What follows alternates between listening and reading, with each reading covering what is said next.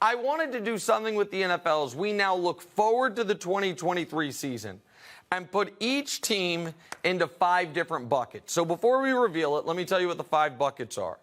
We're going to do a blow it up group, a rebuilding group, a be patient group, a one big move group, and a go all in group. All 32 teams will be represented. However, we won't discuss all 32 teams because of those time constraints. Great producer Alex Rosenbaum keeps insisting this can't be a 6-hour show. He says it'll bleed into first things first. So let's first reveal the blow it up tier. So all of these teams, except the Ravens, went all in, whether they knew it or not, almost got there, or in the Bucs, Rams, and Patriots case, did get there, but now the bill is due. So every one of those teams except the Ravens has made at least a conference championship game, if not multiple, if not a Super Bowl, if not won a Super Bowl in the last 5 years. But now they are all in no man's land. And the Saints refuse to acknowledge it. They're $60 million over the cap. They're talking about signing Derek Carr. They need to accept where they are, sell off the pieces that they can, and start the rebuild. The Bucs are in the exact same spot. The Packers, I don't know if blow it up is exactly what I'm advocating they do, even though I put them in the blow it up tier. What I'm advocating they do is trade away Aaron Rodgers, and move forward with Jordan Love. The Titans and Patriots must acknowledge, and the sooner that they acknowledge it, that with their skill position guys and their quarterback, they are drawing dead in the AFC. Now, because of their coaches and quality of overall roster, they're not going to win 4 games unless they be high in the draft. They'll win 7, 8, 9 games. But their championship windows are done. And so in my opinion, there was a story this week, the Patriots don't see a big difference between Mac Jones and Bailey Zappi. Me neither. If someone wanted to give me a first rounder for Mac Jones, I would absolutely take it, and I would try to strip that down. The Titans, the sooner they acknowledge that whatever window they had with Ryan Tannehill is now closed, the better for them. That then leaves the 2 interesting teams, the Ravens and the Rams. The Rams will not do this, especially with McVay coming back, and I understand it. But the Rams, if they were to take a hard look in the mirror and say, guys, we had our window, we made 2 Super Bowls, we won 1, and now, unless we want to be in the NFL wilderness for the next 6, 7 years, we absolutely should shop Jalen Ramsey. We absolutely should talk to Aaron Donald and see if he only has 1 year left. Does he maybe want to spend it on a contender? And also maybe have that conversation with Matt Stafford. They won't do it. Instead, they will win 8 games next year, and then Donald retires, and McVay maybe goes to television, and all of a sudden they're out in the wilderness. And then that leaves the Ravens. The Ravens have made it clear they do not believe in Lamar Jackson enough to give him the contract he wants. He will never have more trade value than he has right now. Take your medicine and trade him if you're not going to sign him to a long-term deal. Well, Nick, we can just franchise tag him. Okay, let's talk through that. You franchise tag him for $45 million. Then at the end of the year, he gets dinged up again, and once again, he has no long-term money. So once again, he's super cautious as far as his own injury management. And once again, you're left saying, what the hell? Our season went to hell. And then this offseason, a year from now, you're still not going to want to give him the guaranteed money. You franchise him again, okay, then he knows that you will have paid him $100 million for 2 years, then he hits true free agency. The whole league will know you have to trade him a year from now or lose him for nothing, and the value is minimal. Right now, this moment, what could you get from Atlanta? Their first-round pick this year, Kyle Pitts, and another high draft pick? Maybe. Would they throw in Desmond Ridder? Possibly. The Ravens, once you decided not to sign Lamar, you started walking down this path, acknowledge it, admit it, and turn the page. Rebuilding, this is pretty self-explanatory. We can be quickly here. Almost all of these teams know they're rebuilding with possibly 2 exceptions, the Raiders and the Cardinals. The Raiders maybe don't know they're rebuilding, but I do. They're right now roughly the 13th or 12th best team in the conference. They are likely the worst team in their own division. They don't have a great coach. They don't know who their quarterback is. They are rebuilding. And then there's the Cardinals. The Cardinals are in a very tricky spot because they have an undersized, underwhelming, polarizing quarterback that it appears they don't even believe in, who's going to miss at least half of this upcoming season with injury. What do?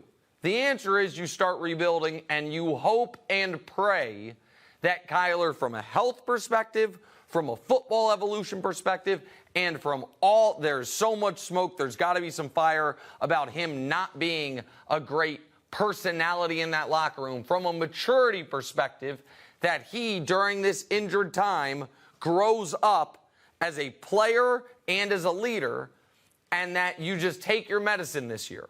You take your medicine this year, tell him take all the time you need to get better. You trade DeAndre Hopkins, you pare down that roster, you bottom out this year, and then you hope next year you have a top 5 pick that you can possibly flip for extra picks because you're not going to draft a quarterback, and you hope that Kyler in 2024 is the player you thought he might be after his rookie season. Next group, be patient. Okay, these 6 teams all have something in common in that, okay, the roster's pretty good. This season, for 4 of the 6, was probably a little better than expected. Steelers, Giants, Lions, Seahawks. For the other 2, you have somewhere to put the blame on why the season went to hell. For the Broncos, they're going to blame it all on Nat Hackett. For the Browns, it's going to be, we didn't have Deshaun for 11 games. That's why. None of these 6 teams should do anything drastic in either direction. They should make sure they have as much flexibility financially for future off seasons. They should stay the course as much as they can, because all 6 of them have to use this coming season to find out, do we have the quarterback? It was Goff and Geno, were their years outlier years, or is this who they can be now in their career? Daniel Jones, I read the report, Daniel Jones wants $45 million. Good luck, buddy. The Giants, if they know it, and I assume they know this, they're going to franchise tag Daniel Jones. The smart thing there with Daniel Jones and Kenny Pickett for those teams, even if it hurts your win-loss record, take the training wheels off, ask them to play real adult quarterback, and see how much they can succeed if they are given the full playbook, the full options, because that is what you're going to need if you're going to stay with them long term. And for the Broncos and the Browns, you're going to use this year to find out, do you have the worst contract in the league on your team, or can those 2 quarterbacks both bounce back from the worst years of their careers? And I don't know which one of those contracts looks worse right now. Everyone's killing Russ all year, and I was one of those people, and he looked horrible. Deshaun Watson, granted, he had 2 years off. One of those years totally his own doing. I guess both his own doing, but one for horrible reasons, the other just contractual reasons. But regardless, you need those 2 guys over the next 3 seasons are going to make more money playing quarterback in this league than almost anybody else. You need them to be excellent. Last year, both of them were downright bad.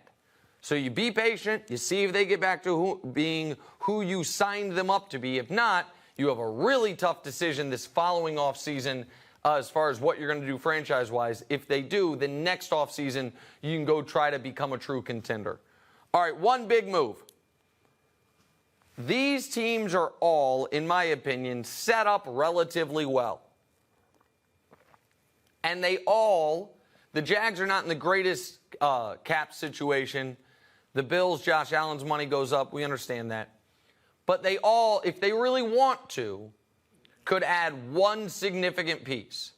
Now, the Chargers, they added a few significant pieces this past offseason. Khalil Mack, J.C. Jackson. We know the Jaguars spending spree. We know the Bills added Von Miller. The Chiefs, of course, went in the other direction, decided to rebuild, take a step back, and it cost them a lot because they just went 14-3, won the Super Bowl. But set that aside. All of these teams should look at it as our championship window is now starting to open if you're the Jets and the Jags, or has been open if you're the Bills, Chargers, and Cowboys, or is as wide open as any window's ever been if you're the Chiefs. Because of that, you don't want to put all of your future resources into this year. But if any of those teams wanted to trade their first-round pick for an impact player this moment, if any of those teams wanted to overpay slightly in free agency for one super high-impact guy, you would get it. Now, none of them should act as if, act the way the Rams and the Bucs acted, which is we're just going to go or the Saints for a few years, all in for this one Super Bowl and then be screwed long term, because with the Bills, Chiefs, Chargers, and Jags, you have a decade-plus long quarterback. For the Jets, your one big move is probably acquiring that quarterback. For the Cowboys, while Dak's not on the level of those other quarterbacks that the AFC teams have there, aside from the Jets, obviously, because you're in the NFC, you have a top-3 quarterback in the conference, and he's just now turning 30. You've got time. But one major addition to potentially put you over the top. The Chiefs obviously are already over the top. They're sitting at the top looking down on the rest of the league, but still they could maybe add one significant piece. And then lastly, go all in. So these are teams, a very disparate group of teams, and I'll explain why I have all of them in this go all in category. For the Dolphins, Tua is still very cheap. And you do not know how long he's going to be able to play quarterback in this league and how long until you have to go quarterback shopping again. You do know that that team, when healthy, looked like a true contender. You also know that Tyreek Hill is coming off one of the best years of his career, but is older. So you don't know how long that Tyreek Hill, Jalen Waddle combo is going to last in that regard. That defense obviously needs some major additions.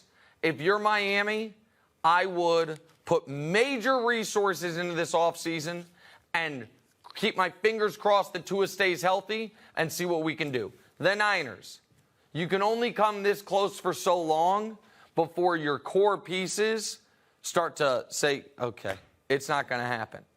If you're the Niners, you're still not paying a quarterback. You're going to run with Trey Lance. You already said you were essentially going all in with the McCaffrey trade. Continue on that trajectory. What are the Vikings doing here?